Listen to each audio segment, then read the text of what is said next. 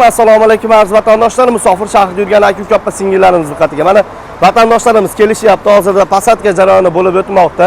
Avtobuslarimiz har kuniga bor aka-ukalar. Reyslarimiz dushanba, seshanba, payshanba, juma, shanba, bozor kunlari ham bo'lib o'tmoqda. Tanlovda adashib qolmanglar. Bu avtobuslar hozirda Moskva, Sankt-Peterburg shaharlarida bo'lib o'tmoqda. Vatandoshlar ko'rib turibsizlar, hozir pasatka jarayonida aka mana ko'rib turibsizlar, yuklarni joylashyapti. Bizda 50-60 kilo yuklar poложено hech qanaqa to'lov qilinmaydi, chunki bu resmiy davlat tomonidan qo'yilgan avtobuslar hisoblanadi.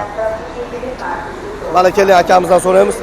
Aka ishonchlimi-kan? Ishonchli, Mana bilet olib chiqyaptimi? Ha, bilet olib chiqyapti. Bo'lmadimi mana? Yo'q. Yuklarga to'lov qilinmadimi? Yo'q. Yaxshi. Dokument yo'q vatandoshlarimizga yo'lda rasxoti bo'ladi, чтобы bez deport, bez zapret ketishligi uchun. Ko'rib turibsizlar mana bilet orqali reyslarimiz amalga oshiriladi. Tanlovda adashib qolmanglar vatandoshlar, ko'rib turibsizlar, shoshiling raqamlarni qoldirib o'tganmiz. Sog' bo'linglar, salomat bo'linglar.